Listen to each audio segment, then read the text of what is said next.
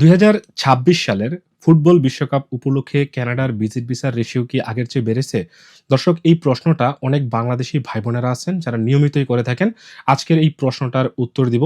তার আগে বলে নেই, আমি নাজমুল হাসান, একজন regulated Canadian immigration consultant RCIC IRB. কানাডার ইমিগ্রেশন সংক্রান্ত যেকোনো পরামর্শ এবং যেকোনো ধরনের ভিসা সার্ভিসের জন্য আপনারা আমার সাথে যোগাযোগ করতে পারেন। দর্শক, আমরা জানি যে ২০২৬ সালের ফুটবল বিশ্বকাপ আয়োজন করতে যাচ্ছে ৩ টি দেশ। এর মধ্যে কানাডাতে টোটাল ১৩ টা ম্যাচ অনুষ্ঠিত হবে।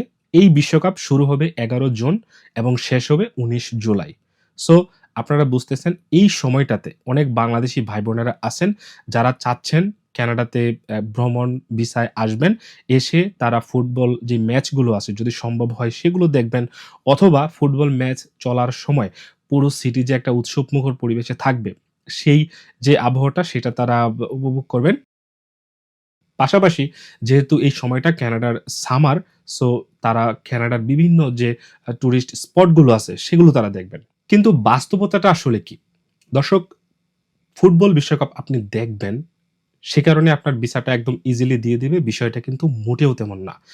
বর্তমানে এটা সত্য যে গত কয়েক মাসের তুলনায় বা সাম্প্রতিক সময়ের তুলনায় বর্তমানে ভিসা রেশিওটা কিছুটা বেড়েছে অন্য সময়ের চেয়ে। তবে সেটা অবশ্যই ভালো প্রোফাইল এবং জেনুইন যারা ভিজিটর তারাই মূলত আসলে ভিসাটা পাচ্ছে, তাদের মধ্য থেকেই পাচ্ছে। সো সেক্ষেত্রে আমি বলব যে আপনাদেরকে কিন্তু প্রপার ডকুমেন্টেশন এর মধ্য দিয়ে যেতে হবে। আপনাদের ফাইলটা কিন্তু শক্ত হতে হবে। অন্যথায় যাদের ফাইলটা দুর্বল তাদের কিন্তু আসলে এভাবে প্রত্যাশা করা উচিত না যে আপনারা ফুটবল বিশ্বকাপ উপলক্ষে আপনাদের পাসপোর্টটা জমা দিবেন আর সেই আপনার ভিসাটা হয়ে যাবে, সেটা কিন্তু মোটেও সত্য না। এ ধরনের কথা যদি কেউ বলে তাহলে আপনারা মোটেও বিশ্বাস যাবেন না। ভিসা আপনাদের পাওয়াটা সহজ হবে, এটা সত্য কিছুটা। যেহেতু আমরা জানি যে কানাডার ভিজিট ভিসা রিজেক্টের প্রধান যে কারণগুলো, এর মধ্যে ১ম এ আছে হচ্ছে ট্রাভেল পারপাসটা ক্লিয়ার করতে না পারা। আপনি কেন কানাডাতে আসতেছেন সেটা আপনি ব্যাখ্যা করতে পারছেন না। কিন্তু এই ফিফা ওয়ার্ল্ড কাপের উপলক্ষে আপনি যে কানাডাতে আসছেন, ম্যাচ দেখবেন, আপনি কিন্তু সেটা সহজেই ব্যাখ্যা করতে পারবেন। সো সেক্ষেত্রে আপনার ট্রাভেল পারপাসটা কিন্তু খুবই ক্লিয়ার এবং শক্ত হচ্ছে। এই সুবিধাটা আপনি পাবেন, যে কারণে এই ধরনের এই যে ট্রাভেল পারপাস রিলেটেড যে রিজেকশন, সেটা কিন্তু হওয়ার সম্ভাবনা আপনার জন্য কম হতে পারে। পাশাপাশি আরো অনেক কারণেই আপনার রিজেকশন আসতে পারে। সেক্ষেত্রে আপনার এই যে অর্থনৈতিক অবস্থা, আপনি হঠাৎ করে ব্যাংকে ৬০,০০,০০০, ৭০,০০,০০০ টাকা দেখিয়ে দিলেন বা ৫০,০০,০০০ টাকা, ৩০,০০,০০০ টাকা দেখিয়ে দিলেন। কিন্তু টাকাটা কিভাবে আপনার অ্যাকাউন্টে আসলো সেই ট্রান্সেকশনটা যদি ক্লিয়ার না হয়, তাহলে কিন্তু আপনার রিজেকশনের অন্যতম একটা কারণ হতে পারে। এরপর হচ্ছে আপনার কান্ট্রি বা ফ্যামিলি টাইস, আপনি দেশে যে ফিরে যাবেন বা আপনি দেশে ফিরে যাবেন কি জন্য? আপনার একটা ভালো বিজনেস আছে, আপনার পরিবার সেখানে আছে। এই যে ফ্যামিলি টাইস এবং কান্ট্রি টাইস টাকে প্রপারলি এক্সপ্লেইন করতে না পারা, সেটা কিন্তু আপনার ভিসা রিজেক্টের অন্যতম কারণ হতে পারে। পাশাপাশি যারা ফ্রেশ পাসপোর্টে আবেদন করবেন, তাদেরও ২য় বার ভাবা উচিত। কারণ বর্তমানে ফ্রেশ পাসপোর্টে আবেদন করেই যে ভিসা পাবেন, এটা কিন্তু খুব বেশি সহজ না। দর্শক, পাশাপাশি আমি আপনাদের বলব, কিছু কাজ আপনারা অবশ্যই এড়িয়ে চলবেন। যেমন কিছুদিন আগেই কানাডা সহ পশ্চিমা প্রায় ১৩ টা দেশের এম্বাসি একসাথে বাংলাদেশি যারা নাগরিক আছেন তাদেরকে উদ্দেশ্য করে সতর্কবার্তা দিয়েছে। তার মধ্যে ছিল একটা হচ্ছে ফেক ডকুমেন্টস। ফেক ডকুমেন্টস কি হতে পারে? যেমন আপনারা হচ্ছে এখানে ব্যাংক স্টেটমেন্ট ফেক দিবেন। আপনাদের আমি এটাও শুনেছি যে অনেক এজেন্সি আছে, আপনারা ভিসার পরে টাকা যারা যাচ্ছেন, তারা ট্রাভেল হিস্ট্রি যে আপনি ইউকে তে ভ্রমণ করেছেন, ইউএসএ তে ভ্রমণ করেছেন, অস্ট্রেলিয়ায় ভ্রমণ করেছেন, অথচ আপনি করেননি। এ ধরনের ফেক ট্রাভেল হিস্ট্রি বানিয়ে ফটোশপ দিয়ে তারা আসলে দেয়। এর ফলে ট্রাভেল এজেন্সি যারা আছেন বা কনসালটেন্সি ফার্ম, তাদের তো আসলে কিছু হবে না। আপনাকে ৫ বছরের ব্যান করা হবে।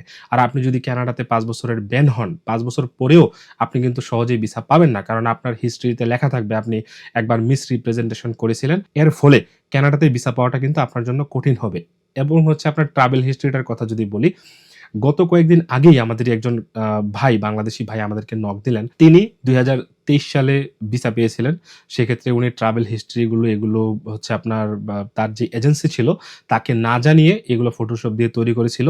উনি ভিসাও পেয়েছেন। এখানে আসার পরে উনাকে যখন জিজ্ঞাসা করা হয়েছে যে, "আপনি ইউকে তে কোন তারিখ গিয়েছিলেন বা অস্ট্রেলিয়াতে কবে গিয়েছিলেন?" তিনি যখন বলতে পারেন নাই, তখন উনাকে যখন বারবার প্রশ্ন করা হচ্ছিল, তখন উনি বলেছেন যে তার এজেন্সি এই কাজটা করেছে, তিনি এ ব্যাপারে কিছুই জানতেন না। অর্থাৎ তিনি ভ্রমণ করেন নাই, তার ট্রাভেল হিস্ট্রিটা ফেক বানানো হয়েছে।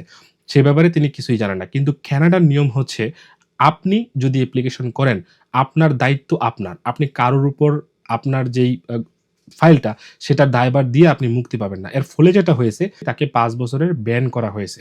গত কয়েকদিন আগেই তিনি তার স্টোরিটা শেয়ার করলেন। এর মানে হচ্ছে আপনি ভিসা যদি পেয়েও যান ফেক ডকুমেন্টস দিয়ে, সেটা কিন্তু কানাডায় আসার পরেও এটা কিন্তু রিভোক করার সিস্টেম আছে। সেক্ষেত্রে যে এজেন্সিকে আপনি টাকা দিয়ে আসলেন, তার কাছ থেকে আপনি কিন্তু আর টাকাটা ব্যাক পাবেন না। এইভাবে আপনাদের ফিউচারটা কিন্তু ক্ষতিগ্রস্ত হবে যদি আপনারা এই ওয়েতে ফেক ডকুমেন্টস দিয়ে কাজ করুন।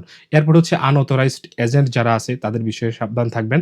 বিশেষ করে যারা অথরাইজড আছেন, বিশেষ করে কানাডার ক্ষেত্রে যারা রেগুলেটেড কানাডিয়ান ইমিগ্রেশন কনসালটেন্ট তারাই হচ্ছে অথরাইজড এজেন্ট। সেক্ষেত্রে আমি একজন regulated Canadian immigration consultant RCIC, আমার ওয়াইফ সেও একজন regulated Canadian immigration consultant RCIC Tanzina. আমরা কানাডার গভর্নমেন্টের অথরাইজড ইমিগ্রেশন কনসালটেন্ট। সো আমরা আপনাকে এই বিষয়ে সমস্ত সেবাগুলো দিতে পারবো।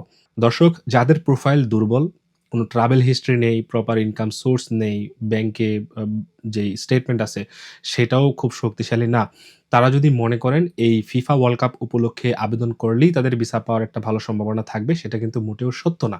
এবং এই ধরনের তথ্য যদি আপনাদের কেউ দেয়, তাহলে সেই তথ্যটা মোটেও সত্য না, বাস্তবসম্মত না। কারণ ভিজিট ভিসা পেতে হলে আপনাকে বর্তমান সময়ে প্রপার ডকুমেন্টেশন এর মাধ্যমেই আপনাকে ভিসাটা পেতে হবে। সো একজন ইমিগ্রেশন কনসালটেন্ট হিসেবে আমরা কখনোই আপনাকে মুখরোচক কোনো তথ্য দিব না। যেটা সত্য আমরা আপনাকে সেটাই শেয়ার করছি।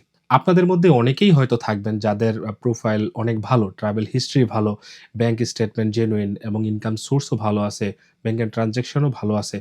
তারা যদি ভিজিট ভিসা আবেদন করতে চান ফিফা ওয়ার্ল্ড কাপ উপলক্ষে, যেহেতু ট্রাভেল পারপাসটা এখন হচ্ছে আপনার ব্যাখ্যা করাটা এটা তুলনামূলক সহজ।